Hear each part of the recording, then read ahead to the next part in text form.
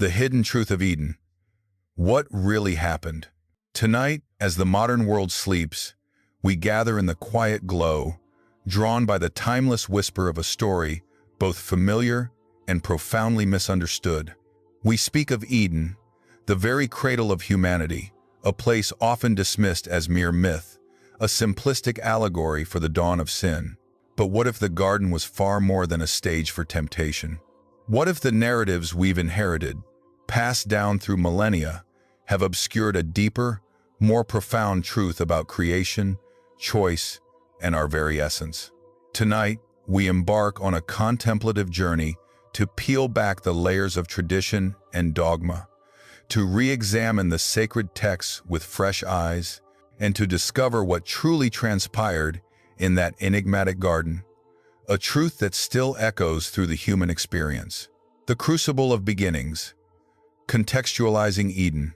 To truly grasp the hidden truths of Eden, we must first transport ourselves back, not just to a primeval garden, but to the ancient Near Eastern world from which these narratives emerged. The Genesis account, particularly chapters 1 to 3, was not penned in a vacuum. It arose within a rich tapestry of creation myths and cosmological understandings prevalent in Mesopotamia and Canaan. These cultures grappled with fundamental questions. How did the world begin? What is the origin of suffering and death? What is humanity's place in the cosmic order? Unlike the often chaotic and polytheistic creation narratives of Babylon or Egypt, where humanity was typically fashioned as slave labor for capricious gods, the Eden account stands apart. It presents a singular, benevolent creator who meticulously designs a world and places humanity at its apex, endowed with unique dignity and purpose. This monotheistic framework, revolutionary for its time, established a radical new understanding of God, humanity, and their relationship.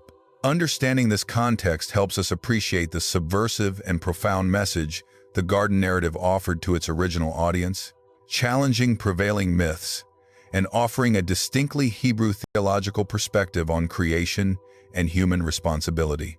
Decoding the sacred tapestry, unveiling scriptural layers.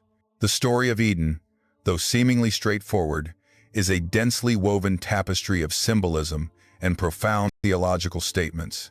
Let us turn our gaze to Genesis 2 and 3, allowing the words themselves to guide our exploration. And the Lord God planted a garden in Eden, in the east, and there he put the man whom he had formed.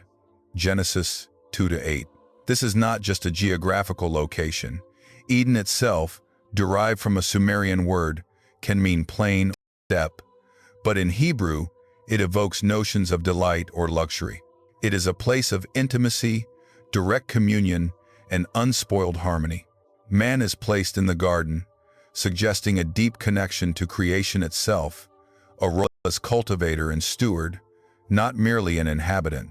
The two pivotal trees, the tree of life and the tree of the knowledge of good and evil, are often at the heart of our misconceptions.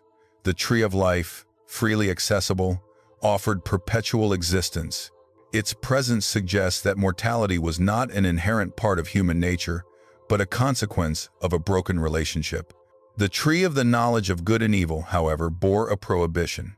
You shall not eat of it, for in the day that you eat of it you shall surely die. Genesis 2:17.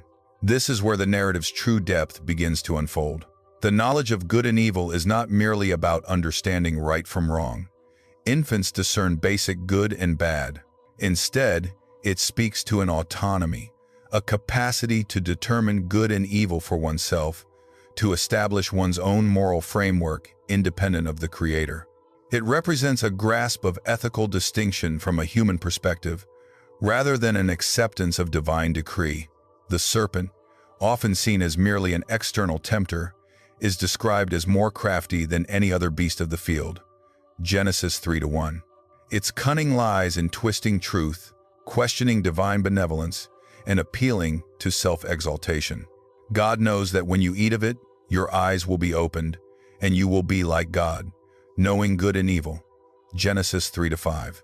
This promise, a distorted echo of humanity's inherent potential, struck at the heart of their trust. The act of eating, therefore, was not merely a dietary transgression.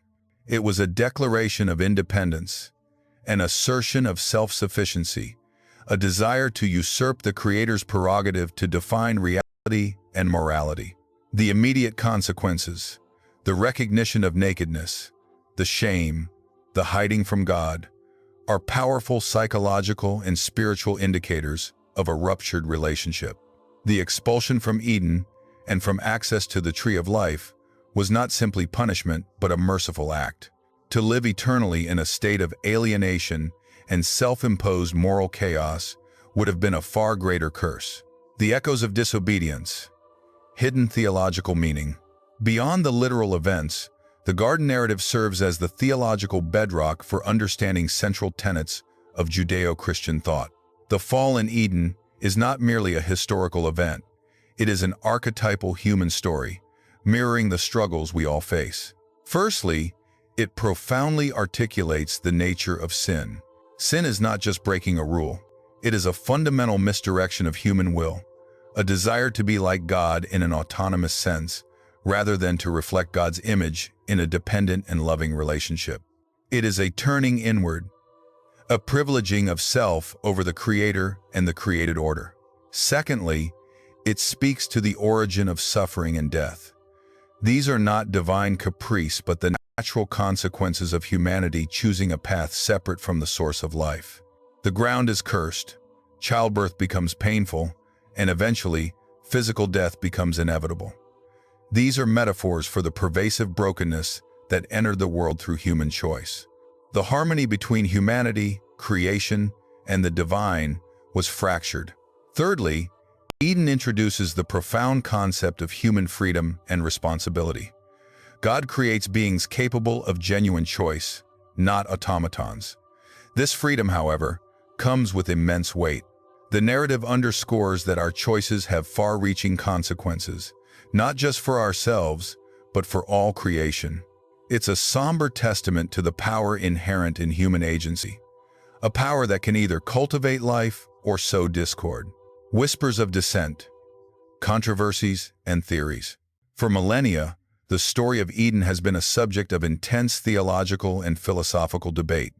Is it a literal historical account, a myth, an allegory, or perhaps a blend of all three? Many ancient and modern theologians, particularly within traditional evangelicalism, interpret Genesis 2 and 3 as a literal historical account of the first humans and the origin of sin. For them, Adam and Eve were real individuals, and their choice directly led to the fallen state of humanity, necessitating divine intervention and redemption. This view emphasizes the factual basis of the narrative as foundational to Christian doctrine. Conversely, a significant body of scholarship, influenced by critical biblical studies, views the Eden story as a foundational myth, but not in the sense of a falsehood.